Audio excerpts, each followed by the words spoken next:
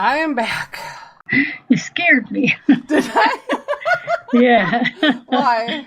Because I'm typing and all of a sudden it was so quiet and then you go, I'm back. It scared me. That's cute. We are live. All right, so I will hit our intro. Okay. One, two, ready, go.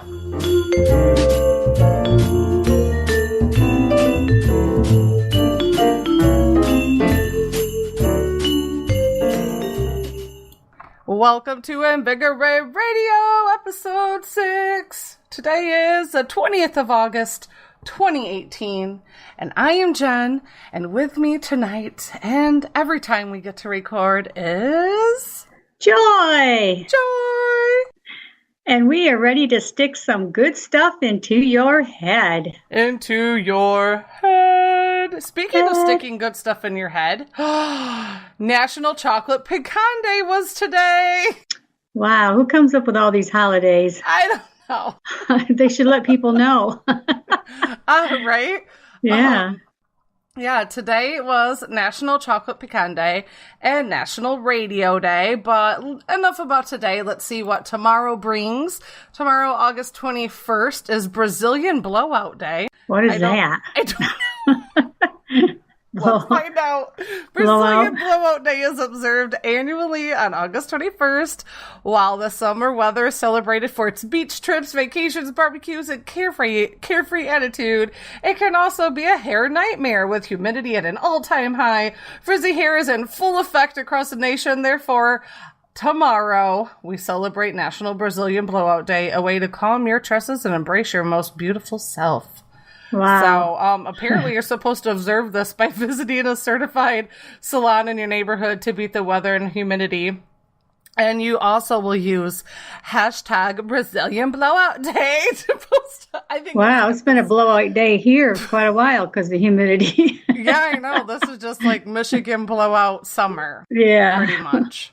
Next is, you'll be happy about this one, National Senior Citizens Day. Yay!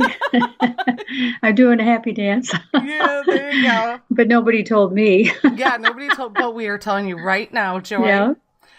Each year on August 21st, there are various events and activities held across the United States in recognition of National Senior Citizens Day. This day was created as a day to support, honor, and show appreciation to our seniors and to recognize their achievements, their valuable contributions to our communities, and create better places to live. So it says how to observe. Maybe you should go and spend time with a senior citizen, Let them know that they're appreciated and loved. It may also be a good time to go and volunteer, like at a retirement home, or just share your smile with those who may not otherwise get a visitor. So, yeah. And they say guess what hashtag do you think you're going to use? I don't have no idea. Hashtag Senior Citizen Day. Oh, gosh. You just threw that one in by me. I've fallen and I can't get up day. Yeah. Hashtag, where's my dentures at? Yeah. When I worked at the sandwich shop back when I was young, we used to have high school seniors come in, and they were so ditzy that they thought that they got a discount because they were seniors in high school. Oh, golly. Yeah, I was like, no, that's not how that works. That's not how that works. Derpa-derps. Oh, that's funny. Right. So then this is it is also National Spumoni Day. Spumani? Not Spumanti, but Spumoni. Okay. National Spumoni Day Spumoni is a molded Italian ice cream that is made with layers of different colors and flavors that usually contain candied fruits such as cherry bits and nuts. It sounds like a fruitcake ice cream almost, don't it? Yes, it sounds good. The typical flavors are cherry, pistachio, and either chocolate or vanilla. These ice cream layers are often mixed with whipped cream. That does sound good. Mm-hmm. It originated in Naples, Italy, and was introduced to the United States in the late 1800s. Differing from ice cream, spumoni is sliced and never scooped. Neapolitan flavored ice cream it was actually inspired by Spumoni. And you can observe it by checking out maybe making your own homemade Spumoni, because there are actually recipes. And you can also make Italian Spumoni cakes, because the recipes are in the links in the show notes at invigorateradio.com. And guess you use the hashtag National Spumoni Day, in case you didn't know. Oh, okay. I did not know that. I did not do that. No. So there you go. What one of those sound like one that you can get on board with? The Spumoni Day. Doesn't it? It totally, when they're talking about, sounds like fruitcake ice cream. Yeah, I love fruitcake. A lot of people hate fruitcake, but I can't have it because, high in sugar. Oh, yeah, that's true. Yeah. So, but it's pretty good stuff. I'll tell you what, when I was at 13 years old, I must have been going through high puberty or whatever, because I used to put mustard on fruitcake and eat it. What? I know, it's stupid. I don't know stupid. if that's a qualification for being in puberty, where you want to put mustard on fruitcake. I have no idea, but to me it tastes good. I don't know. They're like, that Joy, she must be getting into that puberty. She's over there dousing. I was a cartoon character back then. Yes. So silly. That is silly. I know it.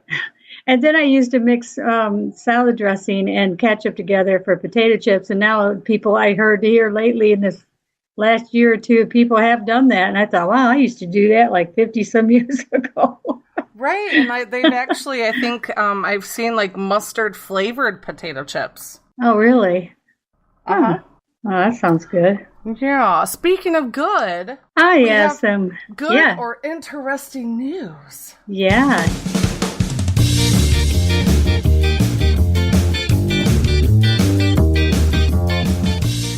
Talking about Senior Citizen Day, this is right up the alley. I found a spot on the computer called You Can Enjoy Your Radio Shows from the 1930s and 40s and 50s, back before television was ever popular. And these are vintage shows that your grandparents loved, and the popular comedies like Amos and Andy, to westerns such as Gunsmoke, of many of the old shows. Now you can hear these shows for free online at it's called at dumb.com. I don't have any idea why they put dumb. It's dumb.com, and I do not understand why they call it that. Or you can download our free Old Time Radio iPhone, iPad app, and for also Android app. But you actually, so they have an app. All right. Yeah, you have an app, and it's called dumb.com, and you go there, and you can also find old music too. And I just loved it. I thought it was really, really awesome. I don't know why this hasn't been, how you used to sit around, well, you didn't, or I didn't, but, our grandparents and such sit around the radio and listen to the radio and stuff and old musics. And you can get a lot of those old shows on this right here for free. Oh, so okay. I thought it was pretty interesting. That's so weird. You find it interesting, and it says, dumb.com, your source for dumb stuff. What? I thought it was pretty cool, but they say dumb stuff probably because nobody... But back in the day, it wasn't dumb. I don't know why they say it's dumb today. I would think it's really awesome. Yeah, they have a little section on their website that says old time radio, like you were just talking about. Listen to hundreds of old radio shows online.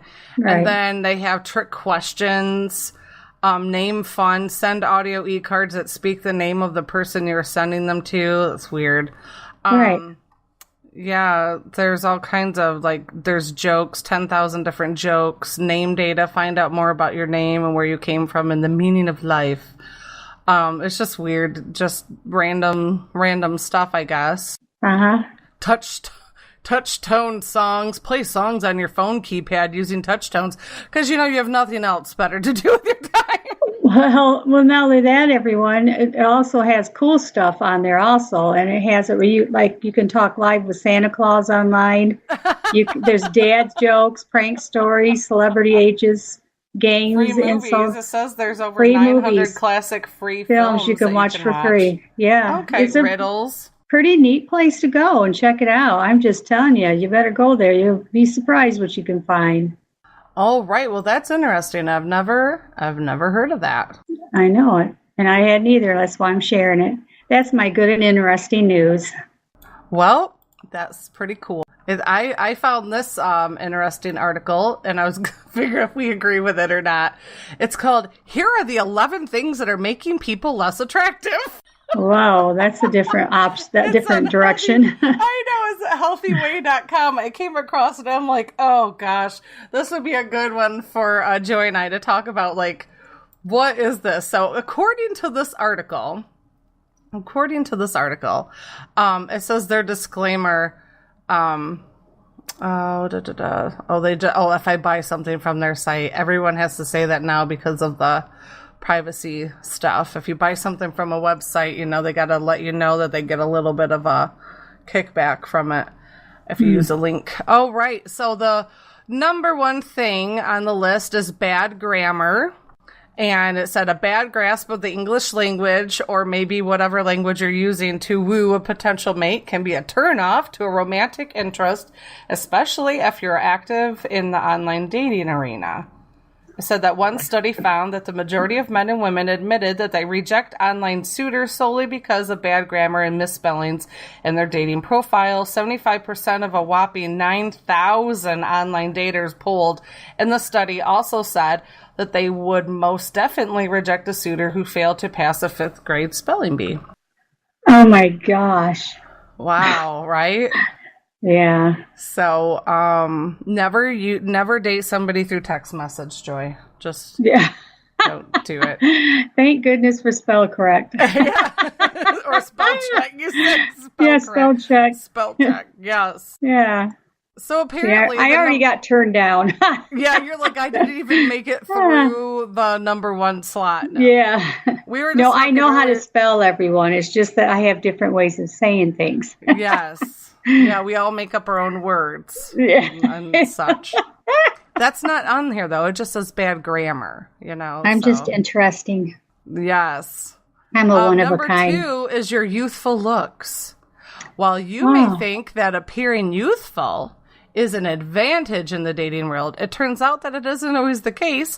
One study found that when individuals are born to parents who are over the age of 30, they are less likely to be attracted to people with young faces and tend to be more attracted to potential partners whose faces show signs of aging. Well, that's interesting. That is different. That is wow. I never even would have thought about that. Because you see your mom and dad every day and you get used to that. I wonder. I don't know. It's different. That is weird, huh? It says distinguished trumps youth in this case, and the preference for older faces may win out as the population becomes more saturated with people born to so-called older parents. For the first time ever, more women in their 30s are having babies than their 20-something counterparts are. You do the math. So that is interesting. Apparently, the number 3 thing on the list is the shirt on your back. That's right. If you're a man looking to attract a woman, you may want to consider wearing a red shirt. This study shows that women perceive men in red as more powerful and attractive, and those are 2 important characteristics when choosing a mate. I have never thought of that. That's interesting. A red shirt. Well, I wonder if some guys want to check that out. Yeah. Oh, here's a number 4 is Kcup. It seems everyone wants a natural look, but is that backed up by any sort of science? The video below explains, well, there's a video included, but supposedly less is more when it comes to the video that's in the link that's in our show notes explains the findings of 2 studies regarding the makeup looks men find attractive, and as a spoiler alert, less is more. So, and I feel like that's the case from being around the guys that I've been around for many years, just in and out of different jobs and communities and stuff. That seems the case. Like when a lot of the eyebrows are being drawn on and they're like an inch thick and everything looks painted on. That is not attractive. No, because you got to think about it. When you wake up in the morning and you don't have that on your face, he's not getting what he was attracted to. Yeah, you're like, it's false advertisement. Exactly. I like the chick that had the 4-inch eyebrows, and now I'm very upset that when I woke up, they're gone. They're gone. She actually shaves her eyebrows. They're on the pillowcase. Not on her face. Yeah, all she has to do is put her face into the pillow, and then he wakes up and says, can you imagine? Oh, no, I can't. But I think, and I think it's a fine line, too, with, like, makeup, because not all women wear makeup for men. A lot of women wear makeup for themselves. Like, they like how it looks. So, there is that part of the coin. But in the dating realm, they're saying that the majority of men that they've polled do prefer less makeup, not a lot of the over-the-top stuff. Okay. So I can see that. That would just make a girl's life easier. That takes time if you want to get everything precisioned and how he saw you the last time. That too. Yeah. Yep. And also your appetite. Apparently, one study found that hungry men perceived women with higher body weights as being more attractive. Once those men had something to eat and no longer reported being hungry, they no longer reported finding the same women quite as attractive. That's weird. I would have never thought that. So hungry men are more attractive to more curvy women, but once they've had a burger, they're no longer attracted to that woman. Like, that's kind of weird. That is really weird. That's like a weird, like a carnivore kind of a thing going on there. That's weird. Yeah. I don't know how that is, but apparently that's a thing. So it's kind of a good thing not to have. You make sure your date eats. So before you'll know if it's true love. Before you meet them. Yeah, don't let them show up with an empty stomach, and then you guys really hit it off, and then all of a sudden they eat a slice of pizza, and they're like, see ya. I'm not feeling it. They dine and dash. Yeah. Yeah, so that's interesting. A lot of weird little things I never would have thought about. It makes me wonder. Your table manners, speaking of hunger, watch what you do when you're scarfing down food in front of a potential romantic interest. Apparently, Jerry Gonzalez, who's 39 and founder of Love Jerry and on-air Revolver podcast host, recounts a story of being completely grossed out by the man she was on a date with. She said she was instantly turned off by a man that she briefly dated and was secretly in love with after a revealing lunch date, she confesses. And by revealing, she means he exposed the food in his mouth. The man she thought was the one chewed like a horse, mouth open and teeth exposed. Eek. Oh, my. That would be hard. Ugh. Yeah, it would be. Just like booger pickers, like people who have like horrible manners or hygiene with the eating and the noises, because I get really weird. Does anything like that bother you, or any of these things? Well, yeah, we had a company last week, and there was a young man that was sitting at the table chomping on his food, and I'm thinking, you don't even close your mouth when you eat. Yeah, it's like going everywhere, or? It's like sound after sound after sound after sound. Oh, yeah, that. Yeah, right. Yeah, I can understand. Yeah, that's... and it's once in a while you wonder if it's because if they had a cold or a stuffy nose and they're not really paying attention, because it's so hard to eat if you have a stuffy nose, because you have to like discreetly take air, little come up for air every now and then. But when this person does it on the regular, that's a deal breaker for me, definitely. Yeah, it's kind of a turn off. Yeah, especially when he shows his food in the mouth. Yeah, and all the noises, noisy eaters are what really gross me out. The chop, like you were saying, like the noise, grosses me out. Especially teeth. If they got some big chompers and they're just like a horse. I really picture she described it as a horse, and I'm like, yeah, I could see that. Really? Okay, a smidge of stubble versus a boast-worthy beard.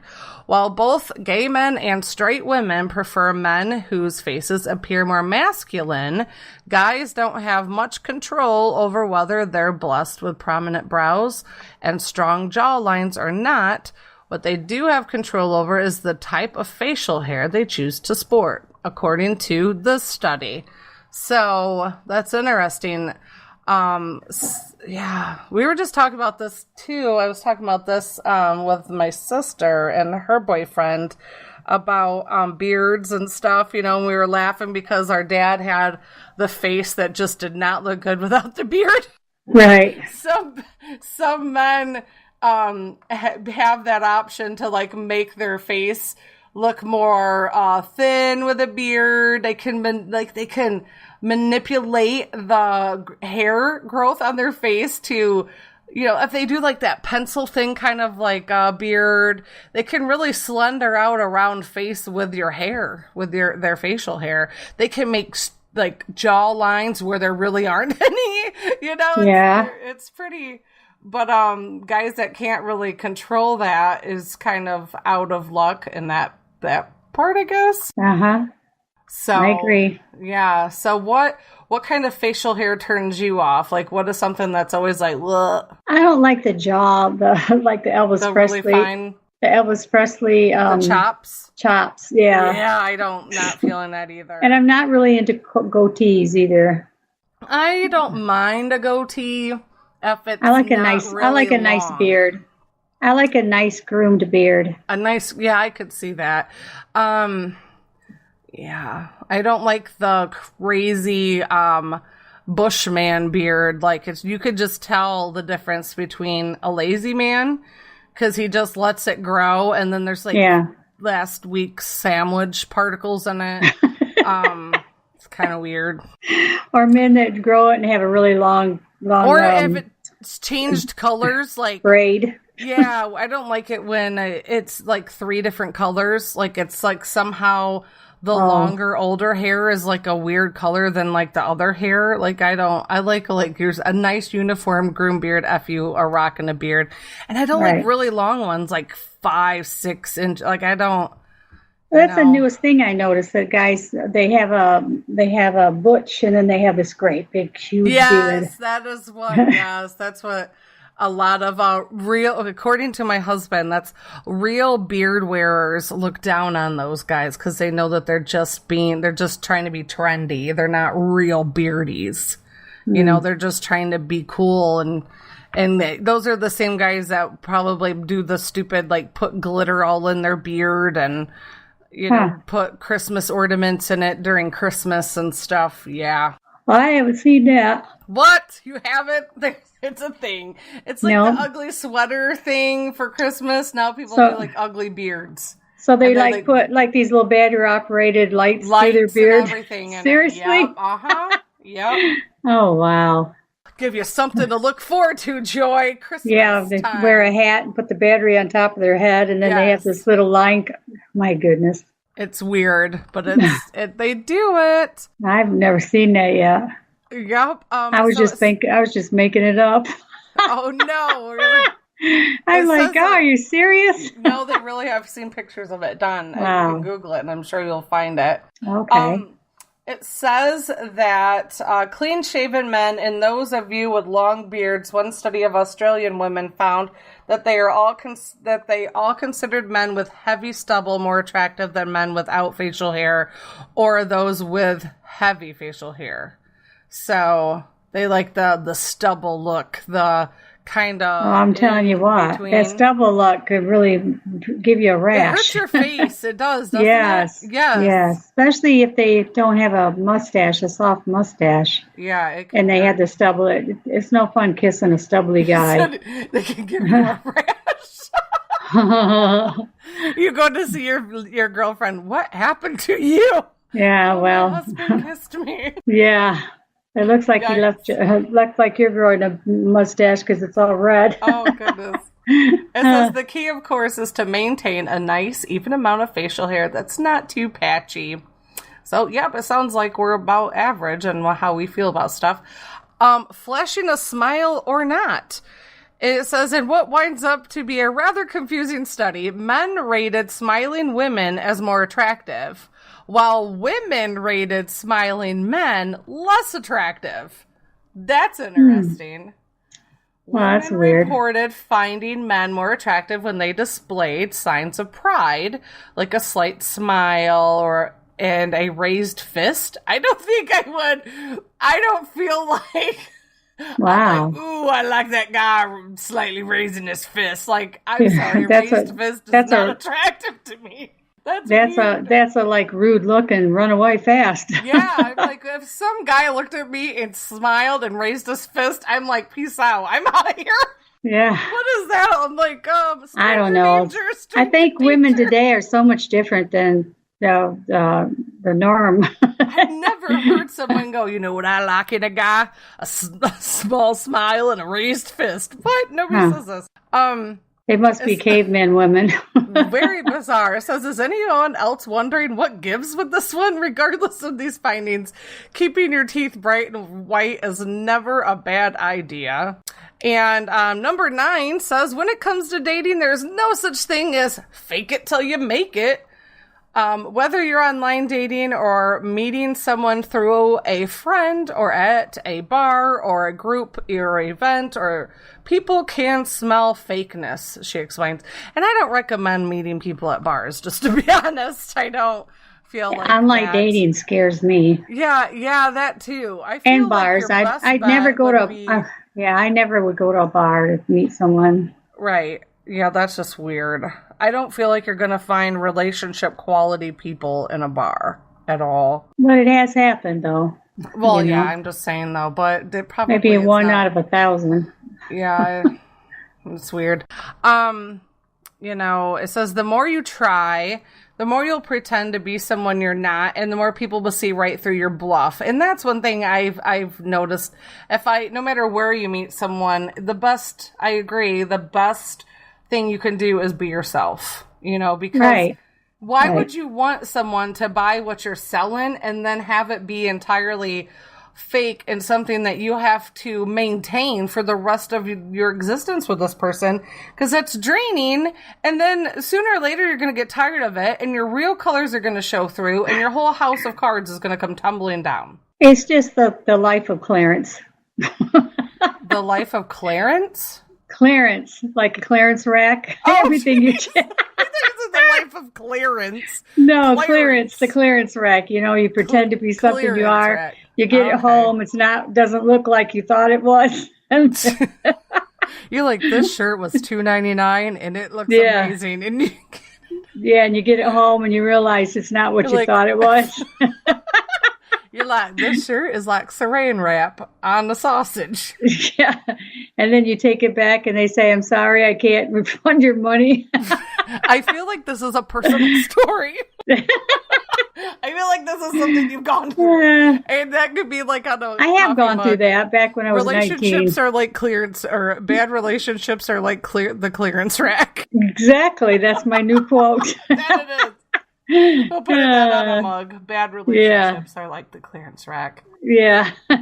Yeah, and we were just learning, like, as Christians, that, even the Bible says that, what? I just thought, what you always say, I'm not buying what you're selling. I'm not buying what you're selling. And I'm buying what you're selling. And that just means everybody else passed up that top. Yes, exactly. Yeah, there's a reason I come along and say, oh. The reason why. Oh my gosh, I just thought of two things. So, like, because we were talking of, we were learning more during our Bible studies and stuff. Like, the Bible says, you should match yoke for yoke, Yeah. And in your religious life, it definitely behooves you to have someone who shares your religious beliefs. And also, this kind of makes me, so we are learning that. So I do think that would be my best advice, is the advice that the Bible gives you. Like, make sure you line up with someone, because trying to fit a square peg through a round hole is a lot of unnecessary problems. Why waste your time trying to make something work You know, why add another layer on something? And what were you laughing when I said square peg through a round hole? Like, what were you seeing in your cartoon head? You started laughing. I'm like, I know what that means. I'm not even going there. Oh, you're so silly. I thought, why is she saying this? It's a cliche. It's just No, I was thinking of that little tiny round circle thing that little kids have that's got these different shapes. It's supposed to go in these little shapes. Triangle and Yeah. Yep. But you were talking about earlier. You're hilarious. You remember we were talking earlier this week when you said, I look around and you see somebody and you're like, how did that person get a relationship? Yeah. And now we know why, because they were on the clearance rack. Yeah. Exactly.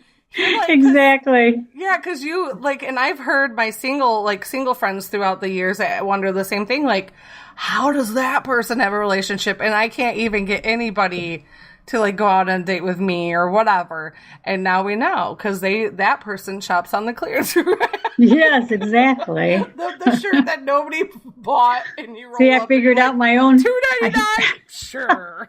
I figured out my own question, didn't I? I answered myself. Yep, and you did. Yeah. And they probably have a really ugly beard, and they probably eat with their mouth open. Yep. All right. Well, here's number 10. Too much personality. Wow. Too much personality. How can somebody have too much? Oh, believe me, they can have too much. Yeah. Yes. I knew, yes. Where everything is overly produced. I think that's what, it says, we'll touch on our opinions, but the article says, although it may seem like dating means putting your best foot or face forward and showing off your assets, don't discount the importance of humility. The most attractive thing to me is humility. So when a guy, this is Gonzalez, the lady who was doing the article, for the most attractive thing to her is when a guy goes on a first date and years ago. She said the most attractive thing to me is humility. So when a guy went on a first date years ago, bragged about his 6-figure salary and BMW, I threw up a little in my mouth, and I totally get where this girl is coming from. Because when you brag about yourself, you're hiding a lot of skeletons. And my radar goes beep, beep, beep, beep. Really? There's all kinds of skeleton when you date people. You don't know how many they've got in their closet, and you don't know how many they got in their memory. I don't know what that means, Joy. What it means skeletons in the closet means more than one relationship, one right after another. And the memory is he remembers years ago when he used to make a 6-figure. He bragged about a 6-figure salary when he went on a first date years ago. See, so that's in his memory.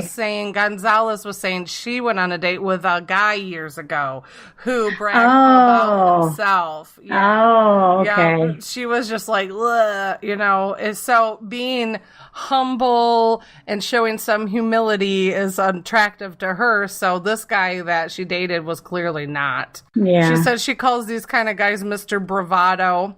And she truly she goes, as I like to call them, truly believed that fancy cars and piles of money would woo her. And instead, she slurped down her spaghetti with meat sauce and hightailed it out the door. So, it says Rachel I don't Needle. blame her. Me either, man. Rachel Needle, a licensed psychologist at the Center for Marital and Sexual Health in South Florida, also believes in the power of humility. She has stated, saying, confidence is a trait that is often attractive, but so is being humble. So you need to appear confident but humble. And I agree that. I agree with that 100% for me. But Don't get me wrong, there are some money diggers, gold diggers out there, men and women, who don't really care about the person they're with as long as they have cars and money. You're going to run into people like that. And sometimes I feel like when people have to brag about themselves, that kind of makes them look less confident because they're insecure in some other way. They feel insecure that they might not be so good in another area of their life, so they feel like they got to really shed some Poured light on on. these other things, you know? And then that kind of is sad because then they are really, in essence, attracting the wrong kind of person when really they just want to attract a person, but they end up attracting the wrong kind of person, you know? Yeah. Not somebody who wants to really like them for who they are, but somebody who's just going to latch on, suck them up dry like a parasite, and then move on to the next warm body. You know, they're not really going to attract a quality person, in my opinion. But that's just my opinion. What's your opinion, Joy? Oh, I'm just learning. You're just learning? I haven't been in the dating thing since like 1978. That's right. Oh no. You got me. This is all new to me. I mean, I would like to meet someone, but no, I'm just not. It's kind of scary. Selling. Yeah, well, for good reason. I don't want nobody on the clearance rack either. No clearance. No. Number 11 was, and I think this is the final point, your undiscovered hobby. While physical features and even things that we aren't really aware of, like our body's pheromones, have a direct impact on how attractive we are to people, true attraction to another human is much more complex than grooming habits or skeletal structure. In fact, one study found that the single most attractive trait about an individual is actually their creativity. Test subjects were more likely to rate people portrayed as having creative pursuits and passions as attractive. The study also showed that was more true for women seeking men, meaning women found men depicted as creative. The thing is jumping around. Oh, yeah. Article just creative significantly. Jumping. Yes, it says that meaning women found men depicted as creative significantly more attractive, whereas men did not necessarily rate creative women as more attractive. Of course they didn't. Of course. Of course. It says either way, creativity and a passion for something other than yourself, or even your mate, is definitely attractive, and oftentimes people are more attracted to those who are passionate about something. So when people are excited and passionate about their interest, it can be attractive to other people. So I could see that, because I feel, but then once again, it's like attracts like, you know. You know, more creative people are probably going to be drawn to other people, because it's always nice to have something to share with that other person. Oh, yeah. You know? Or you could share your hobby with that other person. They might like it. I would be like bored out of my mind if somebody just wanted to sit at home on their couch all day, you know? Oh, yeah. Not live life. Yeah, that would be super boring. So there you go. In case you didn't know, now you do. Those are some. Yeah, but that's interesting. Did any of those jump out at you, or did you learn anything new about that article, or did you agree with anything? Oh, yeah. Well, yeah, your flashing smile or not, that was kind of, you know, women. Yeah. Yeah. And then the eyebrow. Were more attractive to women smiling. And that they like the bristles on the cheeks, you know, the stubbles. Yeah, that's the happy stubble. Look. Yeah. Yeah. That's interesting. Interesting. Yeah. Wow.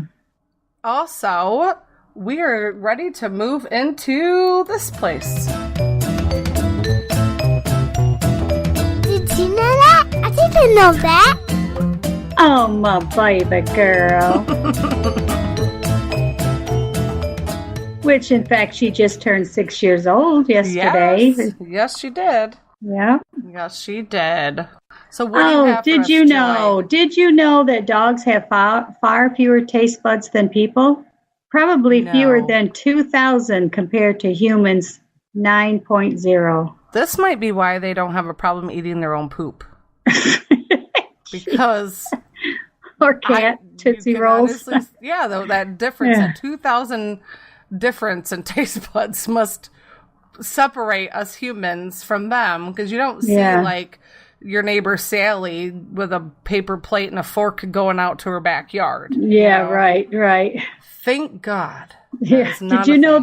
Did you know that redheads require more anesthesia to go under than any other hair colors do? No. I never learned that. Interesting. Yeah, well, they say redheads are stubborn, so maybe. Oh, my God. That's what they say for years ago. That's what air quotes they say. We never know who they is, but that's what they say. But that's just an old myth. If you have red hair, power to you, because I think it's beautiful. It is pretty. I had no idea. Yeah. A cat's nose pad is as unique as a human fingerprint. No two nose prints are identical. Now that kind of like blew me away. You would just think a cat's nose is always the same, you know? Yeah, definitely. And you wouldn't think that it's as unique as our human fingerprint. I would have never known two cats know, but how do they know this stuff? How many cats did they do? That's crazy. Did you know that cat urine will glow under a black light? So if you have suspected cat, so if you have suspicion that someone's urinating someplace, you can't find it, just get out that old black light. They'll tell you what's going on beneath the. Wow, that is crazy. I know a lot of things glow under black lights. I saw an advertisement or people had tattoos that glowed under a black light, and I'm thinking, really? How in your everyday life, how often do you go under a black light? You know, it's crazy. That is true. Hey, Melinda. Melinda has joined our chat. Hello, Melinda. Well, hi, Melinda. Nice to know you're enjoying our little session here. We are just about to learn. We're on Did You Not Know? I Did Not Know. And the kittens are both blind and deaf at birth. I had no idea that. I had no idea that. I wonder if dogs are, but I know I would have never thought that. But, they actually are blind because their eyes don't open up until, 3 weeks or something like that? Oh, okay. 2 or 3 weeks. Well, that makes sense. Yeah, but I didn't know they couldn't see. Well, my Did You Know topic for the show was, I was really bummed to find out that the Necco Candy Factory closed after 117 years. Isn't that you crazy? Told me that. I was just like, what? I know. It's like it's like the type of candy that you thought that would be around forever. You know, everybody, every grandma has a packet of Necco wafers in the bottom of her purse with some lint, you know. Not anymore.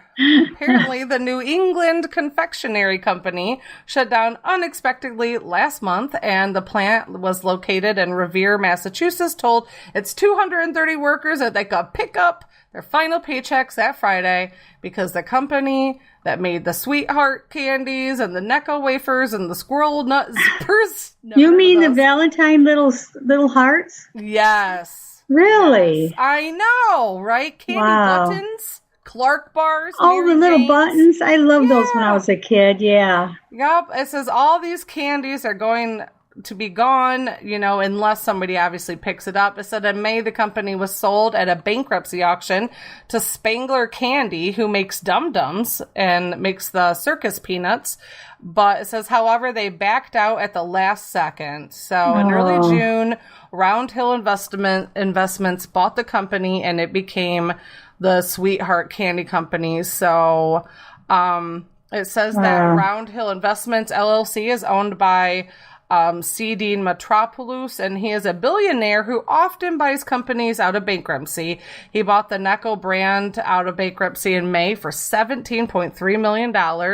And then less than 2 months later, things have gone very, very wrong. A suit was filed against Round Hill for not making the final $1 million payment in the purchase. And, so there were FDA violations at the candy plant and all this stuff. So it's still kind of up in the air if we're going to be seeing these, you know, candies from everybody's childhood making a second round appearance. So, well, they brought Twinkies back, so. Yeah, I know, right? That everybody was like, whoa, Twinkies. Yeah, Twinkies people was buying those for big monies for just a box. Crazy. Yeah. So we'll keep our eye on that. The New England Confectionery Company had been in operation since 1847. So we definitely hope this means that it's not gone forever. So let's just keep an eye on that. case you didn't know, now you do. And also, I don't know. This is crazy. This is so silly. If you're on Facebook, you've had to have seen by now. Oh, wait, there's two different things. The earthquake bed is what I was going to talk about. But apparently I also wanted to talk about this, too. I have two things, apparently, I wanted to share.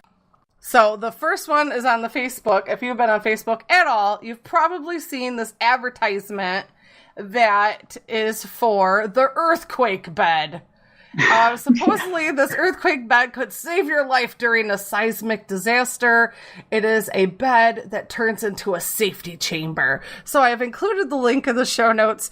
It looks terrifying to me. I know that it's meant to look like you're, but I would feel claustrophobic, but I get where they're coming from. It looks like you're sleeping peacefully in your bed, and then earthquake comes. And then it's like on all the cartoons where the villain, rolls in and you come in and you have this business meeting with the villain and they don't want you in there anymore and they hit a button under their desk and the floor opens up and you go, poof, where'd they go? Oh, you just went down a chute somewhere, That's kind of what this bed does. It kind of is like, 1 minute you're sleeping and you're dreaming about Necco wafers coming back, and then the next time you're locked in a box that's supposed to save your life. A metal box. Yeah, and I haven't figured out where you're going to go to the bathroom yet. I haven't figured that part out, but there's food and water supplies in there. So I would hope that there's a GPS or a way to communicate or send out a signal of where you're at, So just Google earthquake bed and you'll see it. Yeah, or just go to invigorateradio.com and you'll see the link there. But yes. Yeah, this just made my, I didn't think I was claustrophobic until I saw this, and I was like, holy mother of biscuits, I don't think I could handle this at all. So that will be quite interesting. So the net, now this article here reminded me of my husband and I, because we always bickered whenever the dishwasher comes into play, because he does everything very methodically. He will do a really good job on something, but he will take 3 times longer to do something than I would do it. And when you're a mom and your wife and you got a lot of stuff to do, and you're not going to sit there and spend 3 hours meticulously rinsing off every plate and spoon and silverware before you put it in the dishwasher. I don't. I know some people probably do. Do you do that, Joy? No, I don't. No, you don't. I do push garbage off, but no. Right. You don't. Yeah, you're not going to put something that would have. It's a dishwasher. It's supposed to wash the dishes, not me wash the dishes for the dishwasher. I know. So my husband will sit there and wash all the dishes in the sink and then put them into the dishwasher. So when he sees me, he's like, he rolls his eyes at me. He grunts. He talks under his breath. He rah, rah, rah, rah. And I'll hear, you're just like your mom. And I'm like, Oh, he does? Yeah, yes. He's that like, speaker. This is why she has so much food in her food trap.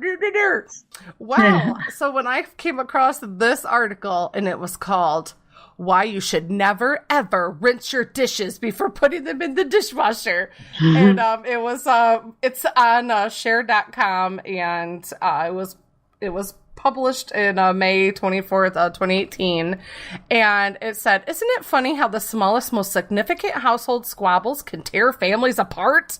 Should the toilet paper roll go backwards or forwards? Are we watching the game tonight or Dancing with the Stars? Where should we go for dinner? Well, you'll be happy and pretty surprised to know that one of the oldest couple arguments of all has been settled.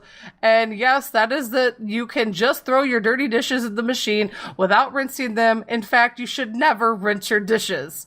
So supposedly, according to Morgan Bashir, a scientist who works for Cascade, says that it's actually more beneficial to not rinse our dishes before putting them into the dishwasher. Oh. Mind blown. Minds are blowing all over the country, all over the world now. wedding bells are we hear wedding bells again. Life is back on track. We could just shove those dishes in our dishwasher. It says the study news came courtesy of a recent Wall Street Journal article, which pointed out a little known feature of modern dishwashers. It turns out these machines have a smart sensor which decided how long to run each cycle and what temperature to use. So even if you use the same settings each time, the wash cycle is very different depending on what's inside the dishwasher. I had no idea. So during the pre-wash cycle, this sensor is checking how much loose food and crumbs and stuff that's floating in and around in the machine, and what it finds is important to getting your dishes clean. So it says if you, as the brochure says, if you pull a helicopter cleaner and like my husband and rinse all of your dishes, nothing will come off in the pre-wash. So then they say, why does that even matter? Well, because after all, less food left on your dishes means they'll be easier to clean. Wouldn't you normally think that? And I think that's what many people think. If I clean them, it'll be less hard for my dishwasher to work. But not always. It says you actually have a machine full of rinse plates, but also one cheese-crusted casserole dish. Because there was also no loose food in the dishwasher sensor may not have been prepared to clean that dried crusty dish, because all the other dishes were pretty decent. So, and I've seen that, haven't you? Yeah, I have. Yeah, you put in your dishes, and they all look pretty, like, wow, I really don't have to do anything to these. They look pretty decent. They should come off pretty clean. But you got that one sketchy looking pan, and you're like, I guess we'll see how that goes. Well, it's not going to work because there's not a lot of food and debris going around, so the sensor doesn't pick up that it needs to work extra hard, so it does it, and then voila, you have the sketchy looking plate still looking sketchy when you're done. Right. So it says, I know, I had no idea. It says, I know leaving dirty plates in the machine can be stressful, especially if you grew up cleaning them nightly, like many people, but the machine can handle it. So wow. And so guess what? So I told my husband this, and he still doesn't believe me. He does not believe the person that works at Cascade Dishwashing Solution. Does not believe that. Does not believe Consumer Reports. It says Consumer Reports has stressed the tested in these appliances and says most of the machines from the past 5 years or even expensive older models can handle the big crumbs safely. Just remember to clean the filter regularly and scrape off any real big chunks. You're not saving time this way, but money and water too. So without pre-rinsing the dishes, you actually save about 20 gallons per load. Oh, so that's cool. I had no idea. Yeah. I felt like that was a ding, ding, ding. That was like a win for me. I was like, that's amazing. That is amazing. Amazing. So it also tells how to clean it, too. Right? I thought that was impressive. It is. It says to leave a cup of vinegar in the dishwasher, safe container on the top rack of your machine. I have done that. And run it on a warm cycle. Yep, and run it on a warm cycle and water vinegar mix until your machine thoroughly cleaning with no scrubbing required. If you prefer a sweet smell, you can pour some Kool-Aid powder into an empty machine and let it run. Now the inside will smell fresh and fruity. That's funny? Awesome. Vinegar is so amazing. You just don't realize it until you start researching all the awesome things that they do, right? Oh, yes. You can even wash toys in your dishwasher. This is bathroom wastebasket, pet bowls, toothbrush caps, gardening tools, vacuum brushes, and even certain kinds of shoes. Flip-flops can benefit from a quick rinse. And that is crazy. I would have never, ever thought to put that where my dishes go. Even crazier. I know a woman whose husband puts his computer keyboard in their dishwasher. Well, he rinses it up, but he doesn't, he lets it fully dry. He doesn't obviously plug it in and try to use it. He has done that on the top rack. I don't know. If you scroll down further, you'll see that they're doing that. Oh, really? Here's one of the most surprising cleaning jobs for a dishwasher, your grungy computer keyboard. Wow. Yes, tech geeks, you can run this filthy computer part in a cold wash solo and then let it air out for a few days. This is a crucial step. It hasn't bold. No, and you got to let it air out. This is a crucial step. but you should try another simpler ways to tidy up your keyboard first.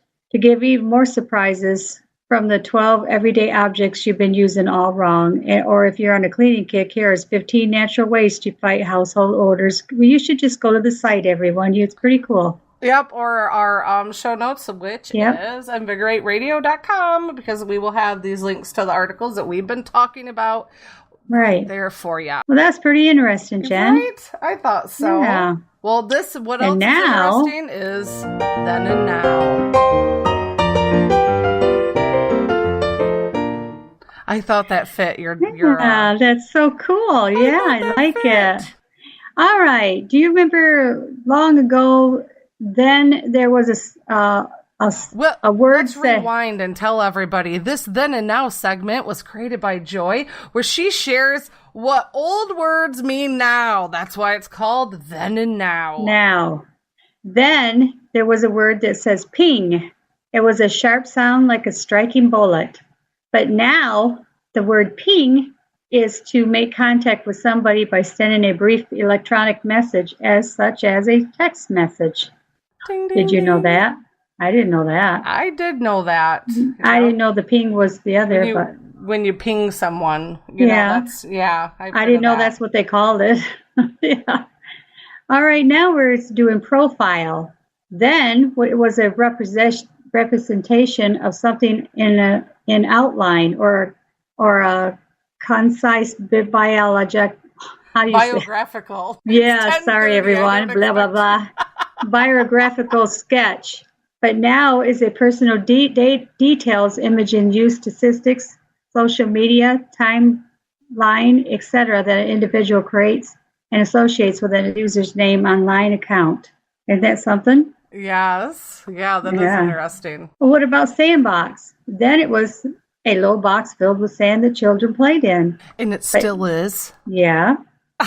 But now it's an environmentally in which software develops editors can create and test new content, separate from other content in the project. And even more so, there's sandbox video games where there's no real point to the video game, but you can run around and create your own fun like you do in a sandbox. Really? Yep, that's like third definition. Oh my goodness. For people who I would never know that either. Known gaming lingo. Yes. Yeah. Sandbox, MMOs, all that jazz. Well, now Jen has some recommendations.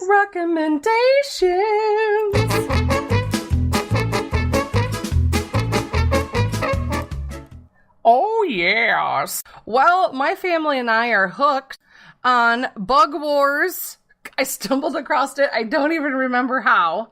Oh, we were looking up katydids because I've noticed that there were so many katydids, like all over the place, like all over our windows, katydids here, katydids there. And so I was going to look up a video on katydids for me and my little ones to watch. I'm surprised your son didn't say Katie did it. No, right? He blames everything else on everything else. So I found Monster Bug Wars on YouTube, and it's also a real show. But they also have their episodes on YouTube, and so I put the link to that in the show notes. But it says to get a ringside seat for some of nature's deadliest encounters. Losers aren't just knocked out, they're eaten alive. This is a no-holds-barred real-life world of spiders, scorpions, centipedes, and killer ants who fight to the death. It's a bug-eat-bug gladiatorial contest where stings, spikes, and deadly venom are wielded with cold-blooded precision. And it is, for someone who's not a fan of bugs, but they're a fan of me, I actually enjoy watching this because it's crazy to see how these bugs approach each other. Like we watched today, the first time we watched like a water war, it was a crab and a leech going at it. And the leech was trying to attack the crab. And the crab just was like, I'm just eating dead fish at the bottom of this pond. And then all of a sudden this leech was like, oh no, you aren't. And you know, the crab lost. It shows in depth, and they have like professionals on there talking about teaching you. So you're watching the bug war, and then you're learning about what's going on and the different type of bugs and where they're from and how they interact and stuff like that. So, and that sounds interesting. It is super cool to watch. So I'm pretty impressed, so I thought I'd recommend that. It's called Monster Bug Wars, and I found it on YouTube, but like I said, it's also on TV and such. So what do you have for us? I found a movie called Anne with an E. It's a really good family movie. It's on Netflix. It's a series, actually. It's a series of 2 years. I've already went through every one of them. It's a good family show, how life was lived long ago.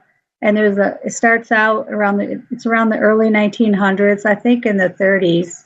I'm not real sure when, or maybe the 40s. The 19th century. The 19th century. Late 19th century. Right. So the brother and sister live together. They're elderly. And they live together in a farmhouse, and they need help on the land. So the help with chores around the house and stuff, because he has a helper, and they send in for an adopted child. They'd like to adopt a child or a boy to be able to come and help out on the farm.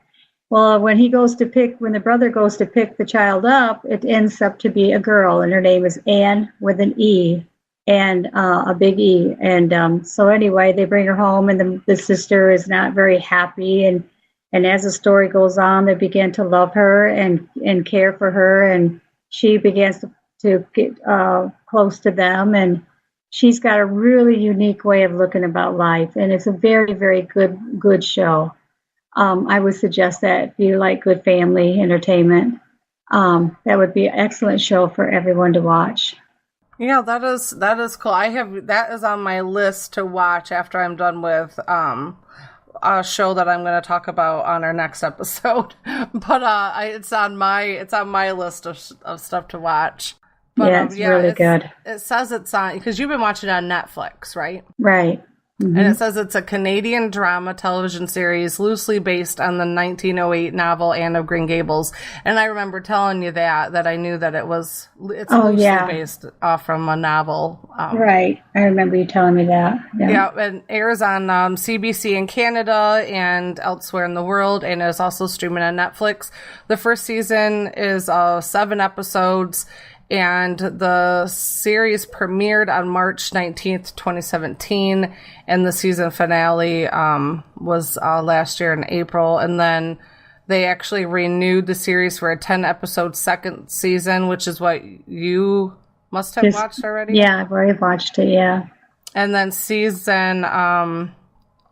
it says, in August of 2018, CBC and Netflix renewed the series for a 10-episode third season to premiere in 2019. So you are getting a third season. Good. I was excited. Yay. I hate when you... bummer, right? Yeah, when you find a show you really like and it's really nice and, something nice to watch before you go to bed. You don't have to watch all these stupid shows. And definitely. Yeah, and then you find something you really like and then you've watched it all. It's no more. I always say, it's like you grieve when you read in a really good book, or you, like you said, when something ends that brings you peace and joy, and it just, it's over with. Well, I guess it started all over again. You kind of get attached to the characters. Yes, you do. Stuff, like they're part of your family. Yeah. Yeah. I used to feel that way about the Waltons all the time too. Right. Oh, goodness. I looked ahead to your funny stuff, and yes. Goodness. Here we go. It's funny stuff time. Oh, goodness. Here's the jokes that you love. Oh, gosh. Where does the one-legged waitress work? Do you have any idea? She works at IHOP. Oh, my goodness. I thought that was funny. All right. Oh, okay. Now, my second joke is a 3-legged dog walks into a saloon in the Old West. Like they do. Oh, yeah, like they do. And he slides up to the bar and he announces, "I'm looking for the man who shot my paw." Oh, my gosh. You even snorted at that one. Okay. Oh, I can just see this. I can see this in my cartoon mind. I can tell. My first job was working at an orange juice factory, but I got canned because I couldn't concentrate. I feel like that's a real life story of yours. Yeah, I'm sure it is. You're like, I can relate to this. Do you know that 98% of cross-eyed teachers have difficulty controlling their pupils? Oh my goodness. Don't even. Can you imagine her eyes going all over the place? Oh my goodness. You're so silly. Well, there's my silly stuff. Oh my gosh. You're so crazy. Okay, well, that means it's time for my crazy stuff. Yeah. It's not about three-legged dogs, but it is about strange businesses you didn't know existed, because that's what I like to talk about. So, let's see what we have on the docket today. We have Just Food for Dogs. You might have heard of cat cafes or even dog-friendly restaurants, but have you ever heard of a restaurant just for dogs? If you've never seen comedian Tony Hinchcliffe's stand-up special One Shot, then you know there's a restaurant in Los Angeles called Just for Dogs that very much lives up to its name. It caters to your canine companion with 5-star service and gourmet meals. And if felines are more your speed, don't worry, Just for Dogs also has a Just Cats restaurant. So there are actually restaurants that are just for your dog to go and eat at. Oh, gosh. Weird, right? Yeah. Oh, my goodness. There's this business. It's for people who all need a hug, because, we all need a hug sometimes. Thankfully, things like cuddle parties exist. Cuddle parties does more than just hold on to you. They also teach you skills for creating boundaries and connections. Yes. I saw that on You Got Talent one time. Years ago. Weird woman. Yeah, on the couch, having people come up and hug her. Yes. Yes. I don't think that I'd ever go to one. No. Because that's just weird. No. I don't think I have a personal spaceship. Spaceship? You got a personal spaceship? Spaceship issues. Oh. Yes. Oh, here's a business. If you're fed up with the dating scene, you can outsource some of the work for you. Virtual Dating Assistants creates online dating profiles for you, has the conversations with the potential dates, and plans and organizes dates on your behalf. Oh. All you do is show up for the date at the designated time and place and have a good time. Are you kidding me? Wow. What? Who does that? That is so I have no weird. idea. What's the point? That's so weird. That is so weird. Oh gosh, this is so weird too. This is in case you were wanting to know where you could buy some furniture, you can purchase one-of-a-kind furniture through Ugly Furnitures. It is a group of guys who always wanted to own their own business, and they chose to go into furniture making, and they have come up with some truly creative and handmade pieces, all of which they claim are ugly. You won't find quality like this anywhere else. So, there you go. Wow. Get your ugly furniture on. At Ugly Furnitures. Wow. Which, kind of makes me think about the couch and chair pieces that everybody seemed to have back in the early 80s. You know that weird set you guys used to have? It's all made of wood and it's like copper. It's like a brownish, and it had the wood, burnt sienna kind of color. Right, and it had the water mills, the water Geist on it, the wheels, water wheels on it with the a country seat like a setting. Mill and lots of people had them. They were that was it. Everybody had it because nobody really saw wooden furniture, And I noticed that it ended up being a thing that everybody had when I saw little memes coming over on the internet with that same love seat and the couch and coffee table. And it said, if you were in the 80s, you owned this set of furniture. Like, oh my exactly. Gosh, we had the couch, the footstool, the chair, and the coffee table was all wood. Oh, right. Well, so that I think would have been with the same ugly furniture people. Yeah. You would have been able to find that stuff.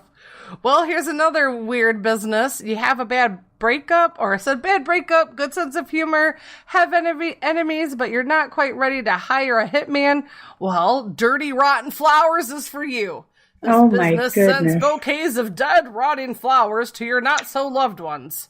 Just keep in mind that because you're not sending fresh live flowers, this person doesn't get the opportunity to love something and then watch it die and feel guilty because they kill everything they touch. However, sending a rotten bouquet will send a clearer message. Yeah, and you realize all they have to do is park their van outside of a florist and wait for the dead flowers to come out. Gosh.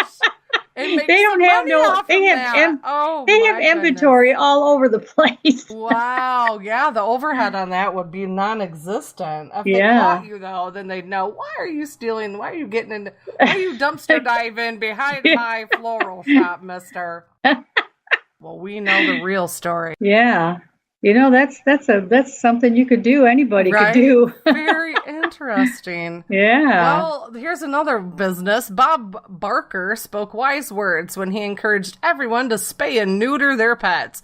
But are your pets really the same after they get snipped? If this is something you're worried about, you can buy artificial testicular implants for your furry friends from the company called New Tickles. Oh my gosh. What am I reading? The company claims that its implants will boost your pet's self-esteem because obviously your pets are very concerned about their sudden lack of body parts and don't want their animal friends to know that they've been under the knife. Wow. So, wow. When you think you've heard it all, you haven't heard it all. Right. You can pay to be slapped in the face for several minutes in order to tighten your skin and remove wrinkles. However, the results aren't permanent, so you'll have to go back to be slapped around some more. Oh, gosh. This is an actual business that you go to be slapped in the face to get rid of wrinkles. Oh my gosh. Oh that's unreal. That is so unreal. Silly. Oh my goodness. This type of massage, also known as face boxing, is popular in And how Thailand. much does that cost, right? Oh my goodness. This type of massage is also known as face boxing, is popular in Thailand, but there is only one certified business in the United States, which is located in San Francisco. The company warns against fraudulent slappers who claim that they practice this Thai wisdom. So don't it's called go the San Francisco treat. It's called the San Francisco treat. You just made that up, didn't you? Yes, I did. Dun-dun-dun. Good job. You are so silly. Oh, wow. I can't believe people do that. Just when you thought you knew it all. Yeah. Do you want to learn more about squirrels specifically? Do you want to learn more about squirrels in Inman Park, Georgia? Pick up a copy of the latest squirrel census. The Squirrel Census organization tells stories of the gray squirrels in Inman Park, their fight for freedom from human suburbia, the jobs that they do in their families' lives. You can purchase copies of the latest census or even buy t-shirts. Sounds like they're real people. What in the biscuits? I have no idea anymore. Oh, hey, Lupe! We are just wrapping up our podcast. And thanks for joining. We were just telling everybody funny stuff, but we are ready to hit our outro. Say thank you, everybody, for joining us for episode 6 of Invigorate Radio. You can find all of the links to everything we talked about in the show at invigorateradio.com. You can listen to us on iTunes and Google Play and Spotify and Stitcher Radio if you have anything. We're all over the place. So, do you got anything you want to say before we hit the road, Joy? Nope, I'll see you all next week in a brand new cartoon. Alrighty. Well, take care and God bless.